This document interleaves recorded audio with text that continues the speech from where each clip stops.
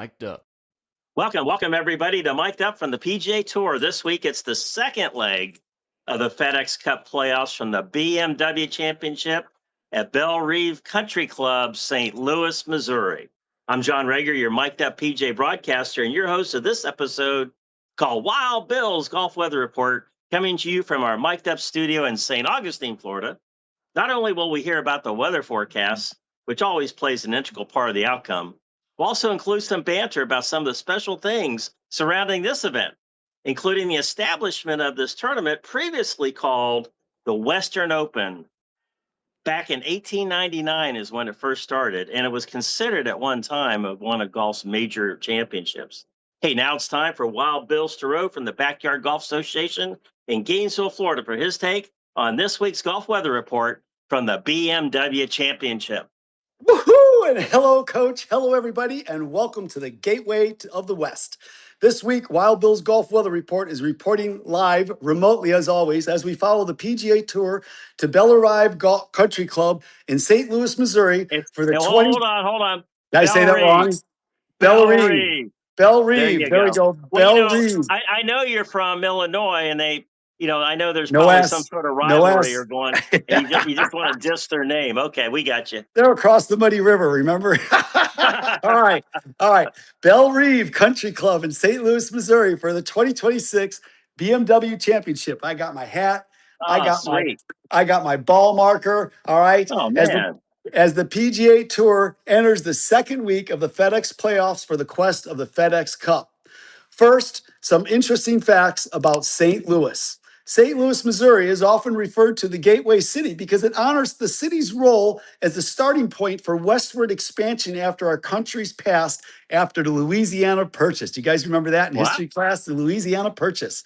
All right. Okay. To add to the Gateway moniker, St. Louis is also home to the 630-foot Gateway Arch, which is the tallest man-made monument in the United States. The Gateway Arch, it's the tallest one. That's taller than the Statue of Liberty? Oh, yeah. It's taller than the monument. Yep. Wow. The Gateway Arch weighs a phenomenal 43,279 tons and is not completely rigid. It moves, okay? It is designed and engineered to sway a maximum of 18 inches. That's 9 inches in either direction, swaying like this and like that. The dynamic flexibility of the Gateway Arch allows the Gateway Arch to absorb the extreme stresses of high velocity prairie winds. They up to 150 miles an hour up there. Earthquakes. There's earthquakes in Illinois and extreme temperature changes without stress cracking. Okay. But don't worry, at winds below 50 miles an hour, there's no sway at the top of the arch. And I don't think they let you above 50 miles an hour unless you be hanging out. Oh, you can go inside that thing? You actually can go inside and go up to the top of it. Yes, I've been there. Okay. Wow. So at winds above 50 miles an hour, they get a movement of about 1.5 inches. At 150 miles an hour is when it can hit the dynamic dimensions of movement of up to 9 inches per direction. Okay. Wow. Now, interestingly enough, and I didn't know this, St. Louis, Missouri was often called the fourth city, okay, because it was the fourth largest city in the United States in the late 19th and early 20th centuries. And I think that was because of transportation along the Mississippi River. Okay. Mm-hmm. Some interesting facts about St. Louis. Although the Louisiana Purchase was agreed upon in 1803, and St. Louis, Missouri was part of that purchase, okay, the physical transfer of power in St. Louis happened over a 24-hour period in March 9th and March 10th of 1804, known as Three Flags Day, okay? The Spanish flag flew first because they owned the territory since 1762. The French flag went up second, okay? But see, Spain really gave the French the Louisiana area in 1800. We took it from the French in 1803, but we didn't know that the French had a treaty with the Spanish back in 1800, okay? And then the American flag went up on March 10th in 1804 as France transferred the newly purchased territory over to the United States. Now, interesting enough, in 1904, the St. Louis World's Fair is widely credited for popularizing iced tea and the ice cream cone. Did you know that? Wow. Yeah, that's what I said. And one last fun fact about St. Louis. St. Louis is widely credited for having some of the best tasting tap water in the United States. That I did not know either. Now, it frequently wins taste tests, topping the national list for taste, clarity, and low lead levels. But it wasn't like that in the past, John. The pristine water of St. Louis is now a major point of civic pride because prior to 1904 World's Fair, the St. Louis water supply was notoriously bad in the 19th century during the muddy Mississippi era. Okay. St. Louis pumped their water directly out of the Mississippi River, and it was Uh, known for its brown, thick, murky consistencies. It was like drinking sludge. Okay. And at 1904, at the World's Fair, there was a fix by a chemist by the name of John F. Wickward, who invented a groundbreaking chemical coagulation process that separated all the sediment from the water. And they say instantly turned the muddy river water into crystal clear drinking water right before the fair opened. I'm questioning how much we consider crystal clear back in those days. Now the tap water but now the tap water is so highly rated of chemical aftertaste that the local culinary experts and beverage makers credit this as the foundational agreement for city's robust growing food industry, the craft brewing industry, and all the bakeries. In fact, the water quality is so high there that city executives have banned and signed orders banning internal purchases by the city of any plastic water bottles for all city departments. They all got to use tap water, which is what we should do everywhere. All right. well, Get rid of all that cheers, St. plastic. Louis. Cheers to St. Louis. Cheers to St. Louis. Woo-hoo. Now, as you said before, let's go on to some golf, okay? The Yeah. BMW Championship is the third oldest running tournament in the PGA Tour, beaten only by the US Open and the Open Championship. Did not know that Yeah. either, okay? I It think the Open originally, Championship 1860 maybe, um, and you would know this better than me, John. That's your job. and then the U.S. Open I think is 1895, somewhere around there. So yeah, I got that. Yeah. This debuted in 1899, as you said, the Western Open. Winners still receive the historic sterling silver J.K. Wadley Trophy, only for the photos. Then they get a replica. Okay, and with that one stands about 22 inches tall and maybe about 14 inches wide. Nobody's got a direct measurement on it. Okay. The BMW Championship is the only constant moving tournament in the FedEx playoffs. We know that. St. Jude, same place. Other one, same place. Only one that moves around. Some notable records regarding the BMW Championship. Tiger Woods and Jason Day share the tournament low scoring record at 22 under par, but not Wow. at this venue. Okay. At the BMW Championship has a significant charitable impact as all net proceeds, over $40 million to date, uh, explicitly benefit the Evans Scholars Foundation, which provides full tuition ride college scholarships to golf caddies. Yeah, Yay! All right. absolutely. Yeah. Bill, Now, in this day of corporate America, I mean, I understand BMW Championship. That's what it's all about, title sponsor, whatever. Why can't they just call it the BMW Western Open or something? My there we goodness. go. They have to bring some history back. That would be great. I think that's a great idea. I vote for that. All right. Yeah, This year, the BMW Championship is being held at Bellerive. Did I say that right? absolutely. Bellerive Country Club in St. Louis, Missouri. Bellerive Country Club is one of the only 5 golf courses worldwide to have ever crowned a career Grand Slam champion. Okay. This course has hosted US Opens, PGA Championships, Senior Opens, and Senior PGA Championships, and hosted the historic 100th PGA Championship in 2018, which was won by Brooks Koepka. Okay. How about that? That's right. Okay. Originally designed by legendary architect Robert Trent Jones Sr. in 1959 and later updated by his son in 2006 and 2019, his son Reese Jones, to challenge the more modern hitters. This course is often called the Green Monster of Ladue due to its long, brutal layout, enormous bunkers, and thick rough, not to mention 11 holes with water. Okay. The course measures a staggering 7,547 yard Oh par wow, that's 70 long. from the championship tees and forces players to hit long, precise tee shots to give them a reasonable long iron approach to the green.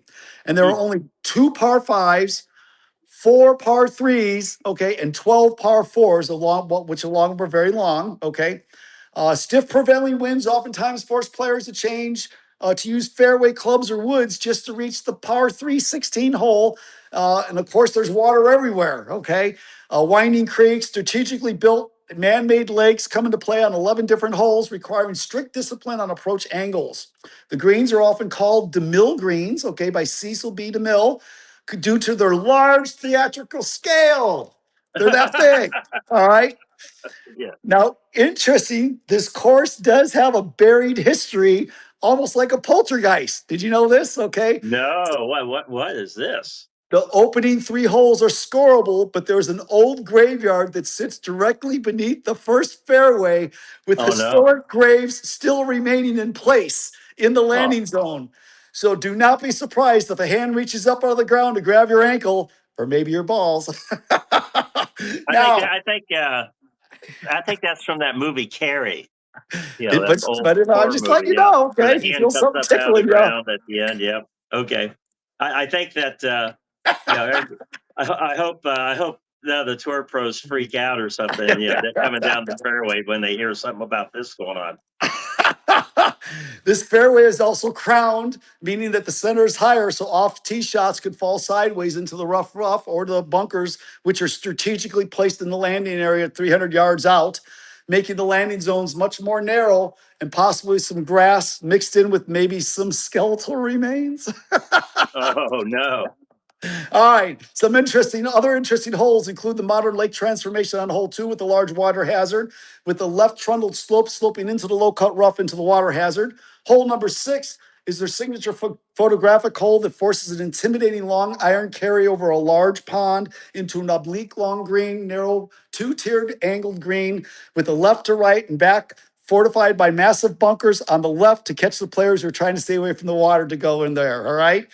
Well, I'll Hole tell you number what, I've heard a lot of description about golf courses. I'm not sure if I've ever heard the word oblique used to Yeah, but describe a golf hole, but I'll go with it. hole number 11 is a risk reward drivable temptation par 4.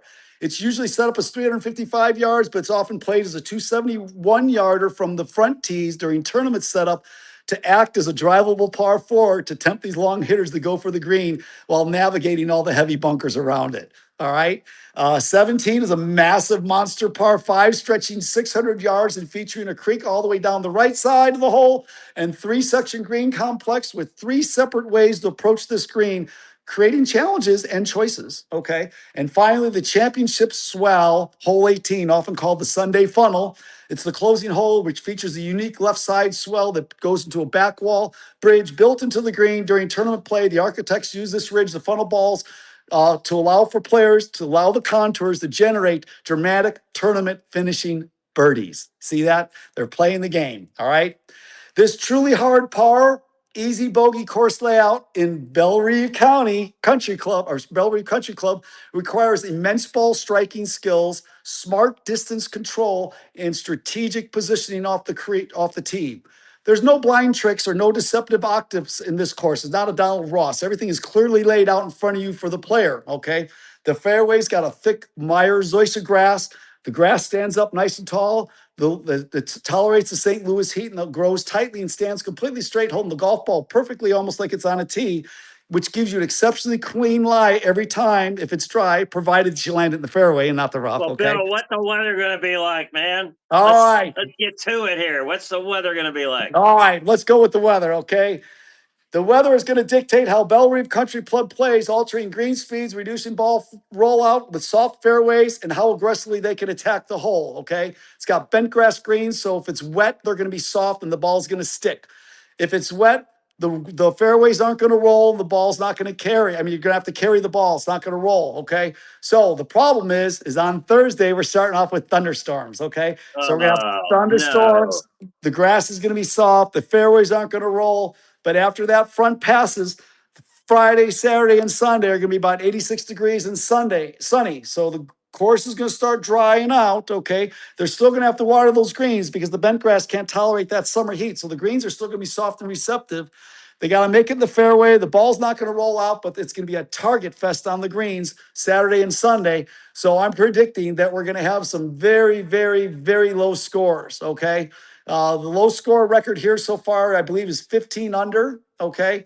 I am predicting with the player field that we have and the competition that's going on and the way the weather is going to soften everything up, I'm going to go for a 16 or a 17 under par, I think is what we're looking at. And I'm going to say 17 under par for a new course record. Okay. And we're going to see how this is going to play out for the next 30 players moving on to the next level of the FedEx Cup.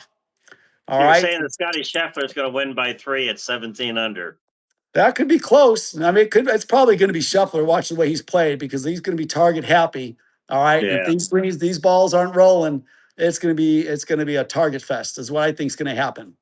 Yeah. So it should be a very exciting weekend, John. It's going to be brutal out there. It's going to be hot. It's going to be humid, and it's going to be intense. Okay. And with that, this is Wild Bill and Wild Bill's Golf Weather Report coming to you live remotely from St. Louis, Missouri, and the Bellerive Golf Club and the BMW Championship, and from the Backyard Golf Association in Gainesville, Florida. Wild Bill is signing out. I'm going to head Wait a second. What are downtown. you eating? You I'm gotta, getting ready. you I'm getting always ready to sign tell you. out with a concorcora, plethora, or whatever of food that you're going to come eat. Are you on a diet? No, I'm getting ready to head downtown for a Gerber sandwich, some hot salami, a pork steak, and some toasted raviolis. And I'm going to follow it up with some gooey butter cake and some frozen custard in a cone, of course. And I got to top it off with some localized craft beer made from the Mississippi River. And I think I'm going to Oh. call it a mudslide. All right. And when I'm done, I'm going to go to the top of the arch, okay? Because it looks like it's going to be windy tonight, and I'm going to surf the sway on the gateway. Back to you, John. That's absolutely fantastic. Well, there you have it. You've been listening to Mic'd Up on the PGA Tour featuring Wild Bill's Golf Weather Report. I'm your host, Mic'd Up PGA broadcaster John Rager. Be sure to visit us everywhere online and on social media at Wild Bill Suro or Woo-hoo. at John Rager PGA. And please remember this, to always carry an umbrella in case it rains. See you next Woo-hoo. week, everybody.